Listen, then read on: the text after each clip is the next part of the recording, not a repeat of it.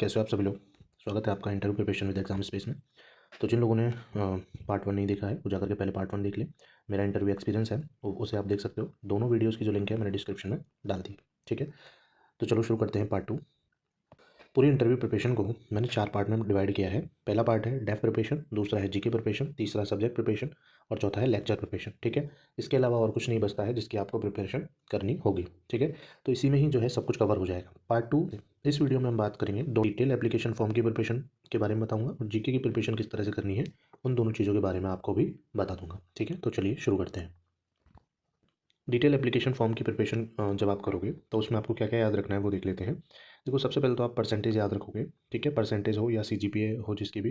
अच्छा, जिनकी सीजीपीए है वो परसेंटेज में कन्वर्ट करके रखना। ठीक है, ध्यान में रखनी है कि सीजीपीए आपकी अगर इतनी है तो परसेंटेज में वो कितनी होती है। ये भी मेंबर जो है पूछ सकते हैं। ठीक है, 10th class 12th class UG PG. ठीक है, तो इन सब की परसेंटेज जो है वो आपको याद रखनी है कि आपकी कितनी परसेंटेज है, कितनी सीजीपीए जो है बनी थी। इसके बाद में आता है ईयर ऑफ क्वालिफिकेशन। आपको ध्यान रखना है ईयर ऑफ क्वालिफिकेशन क्या है आपका। तो ईयर ऑफ क्वालिफिकेशन 10th की 12th की यूजी पीजी जेआरएफ नेट का, पीएचडी का, बीएड अगर हुआ तो बीएड का। ठीक है, तो जो भी और आपके पास एक्स्ट्रा कुछ क्वालिफिकेशन है तो उसकी ईयर ऑफ क्वालिफिकेशन भी आपको याद करनी है। दो चीज़ें याद करनी है, परसेंटेज और दूसरी है ईयर।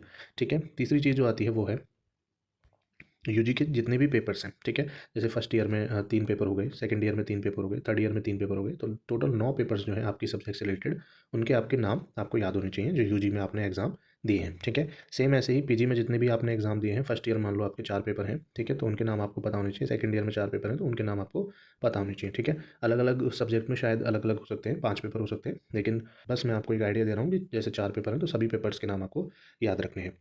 इसके बाद चलते हैं पीएचडी पे। ठीक है, तो पीएचडी का सिनेरियो अभी डिस्कस करेंगे अपन डिटेल में। इसके बाद जॉब वाला सिनेरियो भी और गैप वाला सिनेरियो। ठीक है, इन तीनों को हम डिटेल में डिस्कस कर लेते हैं। बाकी अभी जो याद रखना है आपको वो यही है कि परसेंटेज याद रखें।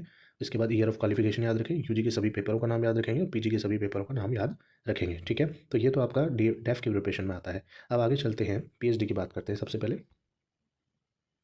तो पीएचडी की जब हम बात करें तो उसमें पहला केस है कि आपकी पीएचडी कंप्लीट है अगर। ठीक है, अगर आपकी पीएचडी कंप्लीट है तो आपको क्या करना है। तो देखो, यहाँ पर आपसे जो है सीधा सीधा एक्सपर्ट 1 जो होगा है ना, वो आपकी पीएचडी पर प्रॉपर आपका जो इंटरव्यू है वो पीएचडी पर चलेगा। ठीक है, कोई भी एक एक्सपर्ट जो है वो आपका एक एक्सपर्ट तो पीएचडी पर आपका इंटरव्यू चलाएगा ही चलाएगा। पूरा इंटरव्यू आपका पीएचडी पर चलने वाला है। ठीक है, तो अपने टॉपिक को अच्छे से प्रिपेयर कर लें। जो भी पीएचडी कंप्लीट है जिन कैंडिडेट्स की, तो उनको तो पीएचडी पर ही इंटरव्यू चलने वाला है। ठीक है, दूसरा एक्सपर्ट क्या करेगा, दूसरा एक्सपर्ट है वो डिपेंड करता है। ठीक है, अगर वो चाहे तो आपका पीएचडी पर ही चलेगा, अगर वो मतलब उसका नहीं है मन आपका पीएचडी पर तो आपकी सब्जेक्ट पर भी चल सकता है। ठीक है, तो इसके लिए क्या करना होगा, जो पीएचडी कैंडिडेट है उनको मैं बता देता हूँ आपको।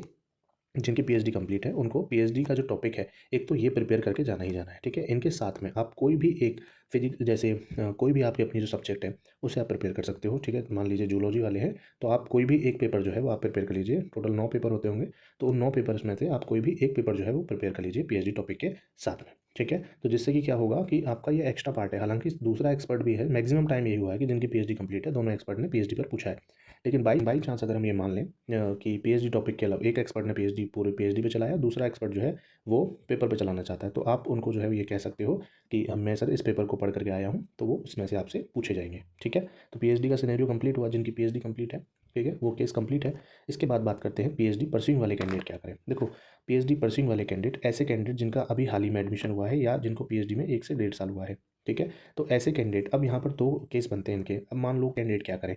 अब देखो, 2 तरह से होता है। कुछ कैंडिडेट जो है वो पीएचडी पे इतना फोकस करके पीएचडी नहीं कर रहे होंगे, तो वो चाह रहे होंगे कि मेरा जो उनका इंटरव्यू है वो इंटरव्यू पीएचडी पर ना चले। तो आप सिंपल ये बोल सकते हो कि सर अभी जो है मेरा कोर्स वर्क चल रहा है और आपका जो गाइड वगैरह है वो भी डिसाइड नहीं हुआ है और आपका जो टॉपिक है वो भी डिसाइड नहीं हुआ है। ठीक है, तो आप इस तरह की चीज़ जो है बोल सकते हो वहाँ पर, जिससे क्या होगा कि आपका पीएचडी पर इंटरव्यू नहीं चलने वाला है। लेकिन अगर आपका जो लोग जिनको टाइम 1 से 1.5 साल हुआ है पीएचडी में और जो लोग चाहते हैं कि उनका इंटरव्यू पीएचडी पर चले, तो वो आराम से कह सकते हैं कि सर मुझे इतना पीएचडी जो है मेरा कंटिन्यू रनिंग में है। इस तरह से बोल देना, वो अपने आप आपसे टॉपिक पूछेंगे कि कौन से किस टॉपिक पर चल रही है आपकी पीएचडी, और उसके बाद आपका भी इंटरव्यू सेम जैसा मैंने पहले केस में बताया वैसे चलेगा। ठीक है, तो 2 सिनेरियो हमारे पास कंप्लीट है। तो 2 केस हमारे पास कंप्लीट हुए। तीसरे केस की बात करते हैं, नॉन पीएचडी कैंडिडेट। देखो, नॉन पीएचडी कैंडिडेट उनको तो सब्जेक्ट ही प्रिपेयर करनी पड़ेगी और जिसको हम सब्जेक्ट प्रिपरेशन वाले पार्ट 3 में डिस्कस कर लेंगे। ठीक है, अगर आपको यहाँ तक किसी भी पीएचडी कैंडिडेट को डाउट हो तो आप मुझे कमेंट कर सकते हैं। आगे से बात करते हैं गैप रीज़न की। देखिए गैप के जो रीज़न हैं उनके दो आंसर्स आपको यहाँ पे बता देता हूँ, सूटेबल आंसर क्या क्या हो सकते हैं। अगर मान लीजिए आपका गैप जो है एक से लेकर के 1.5 साल के अंदर अंदर आपका गैप है, तो आपको क्या रहना है, आपको ऑनेस्ट रहना है, ठीक है। तो ये कोई इतना बड़ा गैप नहीं होता है, ये जस्टिफिकेशन ईजिली आप जितना ईमानदार रहेंगे यहाँ पर उतना आपके लिए फ़ायदेमंद रहेगा, ठीक है।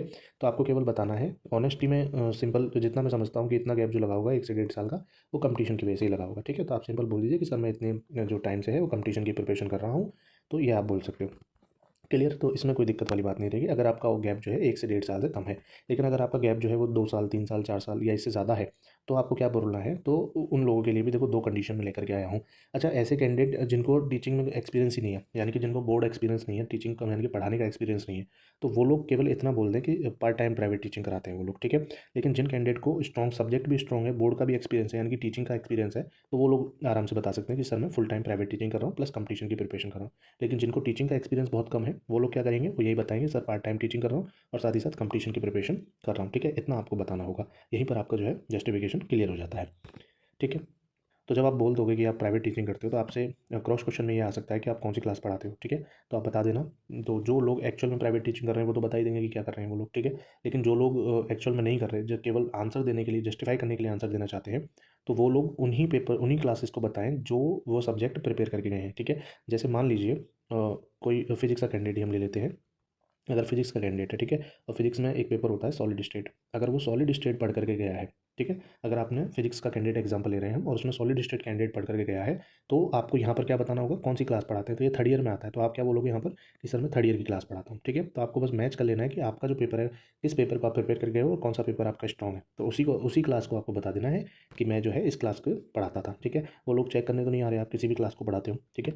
बट आपको क्या बताना है, केवल उसी क्लास को बताना है जिस क्लास का पेपर आपका स्ट्रॉन्ग है। क्लियर हुई बात। इसके बाद बात करते हैं कि आपसे फिर पूछा जा सकता है कि कौन सा पेपर पढ़ाते हो, तो आप जो पेपर अपनी सब्जेक्ट में प्रिपेयर करके गए हो, केवल उसी पेपर का जो है आप वहाँ पर नाम लोगे, जिससे कि क्या होगा, आपसे उसी पेपर में आपको जब बार बार उसी पेपर पर आप फोकस करोगे जिस पेपर को आप प्रिपेयर कर गए हो, तो उसी पेपर में जो है आपसे क्वेश्चन पुटअप होंगे, सिंपल, ठीक है। तो इस चीज़ को ध्यान रखना है। तो मैंने यहाँ लिख भी दिया है, आपका जो स्ट्रॉन्ग पेपर, जो सब्जेक्ट से आपका स्ट्रॉन्ग पेपर है, सबसे स्ट्रॉन्ग पेपर है, वो आप चूज़ कीजिए। क्लियर। अगर कोई कैंडिडेट जॉब में है, देखो मैक्सिमम कैंडिडेट जो इस भर्ती की तैयारी कर रहे हैं असिस्टेंट प्रोफेसर की, वो मैक्सिमम कैंडिडेट जो है वो टीचिंग लाइन से ही निकलते हुए देखे हैं मैंने, ठीक है। फर्स्ट ग्रेड हो सकते हो, थर्ड ग्रेड टीचर आप हो सकते हो, एलडीसी हो सकते हो या किसी अन्य जॉब से हो सकते हो।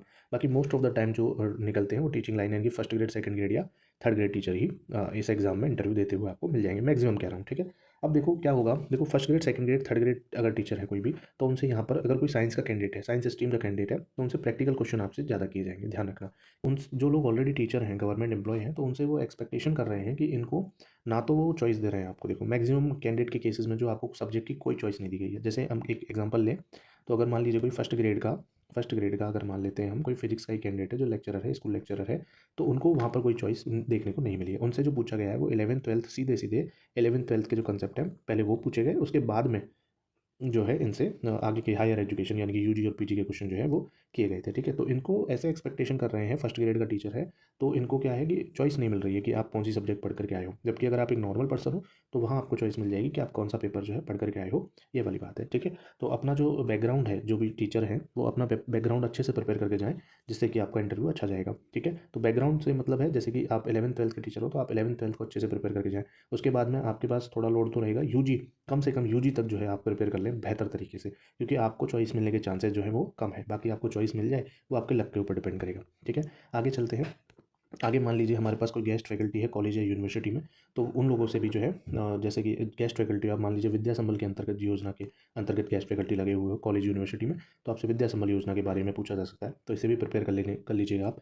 इसके बाद में गेस्ट फैकल्टी से ये पूछा जा सकता है कि आप कौन सा पेपर पढ़ाते हो, तो यहाँ पर भी आपको वही ट्रिक फॉलो करनी है, जो आपका स्ट्रॉन्ग पेपर है, जो आप प्रिपेयर करके गए हो, केवल आप वही पेपर बताओगे और वही क्लासेस बताओगे, ठीक है, जिसमें स्ट्रॉन्ग है आपका पेपर, है ना। आप पढ़ाते भले कोई सा पेपर थे वहाँ पर कॉलेज में या यूनिवर्सिटी में, लेकिन आपको केवल यहाँ पर केवल वही पेपर बताना है जो आपका स्ट्रॉन्ग है, जो आप प्रिपेयर करके गए हो। बात क्लियर। इसके बाद आगे बात करते हैं, जॉब रिलेटेड इन्फॉर्मेशन आपको होनी चाहिए। जो भी लोग जॉब कर रहे हैं तो उनके जॉब रिलेटेड इन्फॉर्मेशन पूछी जा रही है, जैसे जहाँ पर भी आपकी पोस्टिंग डिस्ट्रिक्ट है। सबसे पहले तो जैसे कि मान लीजिए कोई कैंडिडेट जयपुर का है, वो मान लीजिए बांसवाड़ा जॉब कर रहा है, तो आपको बांसवाड़ा के बारे में जो हल्की फुल्की फेमस चीज़ें हैं जीके के बारे में और वहाँ के करंट अफेयर्स के बारे में आपको नॉलेज होनी चाहिए, ठीक है। सीधे सीधे क्वेश्चन मेंबर का आपके पास आ सकता है इस तरह का। इसके बाद आपको अपनी पे ग्रेड के बारे में, लीव्स के बारे में, ठीक है, करंट स्कीम जो कुछ स्कूलों में चल रही हों, ठीक है, चाहे पीएम श्री हो गई, मिड डे मील योजना हो गई, जितनी भी योजना है उनको ध्यान रखना है। अगर आपको कोई एक्स्ट्रा चार्ज दे रखा है, जो भी टीचर हैं वो समझ रहे हैं मेरी बात को, यहाँ पर एक्स्ट्रा चार्ज जैसे आपको वोकेशनल टीचर बना रखा है, टाइम टेबल कमेटी में रख रखा है, तो इस तरह की अगर आपको कहीं एक्स्ट्रा चार्जेस दे रखे हैं तो उन एक्स्ट्रा चार्जेस के बारे में भी आपको नॉलेज होनी चाहिए थोड़ी थोड़ी, ठीक है। तो थोड़ा सा डायरेक्शन, इस डायरेक्शन में भी आपको क्वेश्चंस को प्रिपेयर करके जाना होगा। बात क्लियर। इसके बाद देखो डिपार्टमेंट रिलेटेड इन्फॉर्मेशन भी रखनी होगी आपको। मान लीजिए आप एजुकेशन डिपार्टमेंट से हैं, तो आपके प्रमोशंस किस तरह से होते हैं, एक वो ध्यान रख लीजिएगा। दूसरा एनईपी बहुत इंपॉर्टेंट है, जो भी लोग टीचर हैं उनके लिए एनईपी बहुत इंपॉर्टेंट है। जो अभी लेटेस्ट एनईपी आई है 2020 में, वो बहुत इंपॉर्टेंट है, तो उसको जरूर ध्यान रखना। एनईपी से जो है वो सीधे सीधे सवाल अगर आपसे करते हैं तो आप सीधे सीधे जवाब दे दीजिएगा। लेकिन मेरे को जो लग रहा है कि सिचुएशनल क्वेश्चन आपसे ज़्यादा आएंगे एनईपी से, जैसे कि पुराने डिफरेंस बताइए, पुरानी से बेटर क्यों है, इस तरह से भी पूछ सकते हैं। आपसे पहले तो ये पूछा जाएगा कि पुरानी से बेटर है एनईपी, ठीक है, पूछा जाएगा। तो फिर ये पूछा जाएगा क्या चीज़ बेटर है, ठीक है, आपको क्या लगता है कि एनईपी में और क्या हमें सुधार करना चाहिए। तो इस तरह के सिचुएशनल क्वेश्चन आपसे हो सकते हैं। तो इस तरह के चारों डायरेक्शन में इस टॉपिक को जरूर देख करके जाना। एनईपी से सवाल आपसे किए जा सकते हैं जो जॉब वाले कैंडिडेट हैं, ठीक है। सिचुएशनल क्वेश्चन भी जो है जॉब में है कैंडिडेट, उनसे पूछे जा सकते हैं। जैसे एजुकेशनल डेवलपमेंट के लिए आप क्या करोगे, ठीक है, आप स्कूल एजुकेशन में हो, कॉलेज एजुकेशन के में आने के बाद आप कौन कौन से डेवलपमेंट या कौन कौन से चेंजेस हैं जो आप चाहते हो कि ये हो, स्कूल एजुकेशन कॉलेज एजुकेशन में डिफरेंस क्या है वो आप बता सकते हो, ठीक है। वो आपको मतलब सिचुएशनल क्वेश्चन जरूर देंगे। अगर आपको मान लीजिए मेल मेंबर्स जो जितने भी मेल मेंबर्स हैं, अगर उनका बोर्ड आता है तो वो सिचुएशनल क्वेश्चन में आपको 101% कह रहा हूँ बता देंगे। वो सीधे सीधे क्वेश्चन आपसे नहीं पूछेंगे, केवल मेल मेंबर्स जो हैं वो सिचुएशनल क्वेश्चन पूछ रहे हैं, ठीक है। अभी मेंबर्स के ट्रेंड की बात जो है वो इसी वीडियो में हम कर लेंगे, थोड़ी देर बाद में आ जाएगा, ठीक है। अगला क्वेश्चन आपसे सिचुएशन में और क्या हो सकता है, जॉब स्विच क्यों करना चाहते हो, ठीक है। तो आप अपने ऑब्वियस रीज़न तो बताओगे ही कि बेटर जॉब है वहाँ से, ठीक है, पे ग्रेड अच्छा है, जो भी हो, लेकिन आपको एक फॉर्मल आंसर जो है इसका प्रिपेयर कर लेना है कि जॉब आप स्विच क्यों करना चाहते हो, ठीक है। बता सकते हो कि सर मुझे कॉलेज में ज़्यादा रुचि है, कॉलेज के विद्यार्थियों को पढ़ाने में ज़्यादा रुचि है, ठीक है, लेकिन स्कूल एजुकेशन की भी आपको बुराई नहीं करनी है, ये चीज़ ध्यान रखना। तो अपना जो आंसर है वो बैलेंस बनाएंगे आप और फॉर्मल बनाएंगे आप इस आंसर को, ठीक है। तो पहले से ही बना करके जाना है आपको, ये क्वेश्चन भी आपसे पूछा जा सकता है, ठीक है। मैक्सिमम जो भी टॉपिक आप प्रिपेयर कर रहे हो, जैसे मैंने एनईपी बताया अभी, तो है ना, एजुकेशन डेवलपमेंट के लिए सुझाव बताया, जॉब स्विच क्यों करना, तो ऐसे तरह के क्वेश्चन आपसे सिचुएशनल क्वेश्चन पूछे जा सकते हैं, इसमें ध्यान रखना इस बात को। आगे अब देखिए, इंटरव्यू प्रिपरेशन में मैंने टोटल 4 पार्ट बताए थे, जिसमें से एक पार्ट जो है डेफ प्रिपरेशन आपका यहाँ पर जो होता है मेरी तरफ से कंप्लीट होता है, ठीक है। अगर आपको अभी भी कोई डाउट रह गया हो डेफ प्रिपरेशन में, तो आप मेरे से जो है कमेंट सेक्शन में पूछ सकते हैं, ठीक है। कमेंट का आंसर रिप्लाई देने में थोड़ी देर जरूर हो सकती है, लेकिन आपका 100% कमेंट का आंसर जो है वो आएगा, ठीक है। चलिए आगे बढ़ते हैं।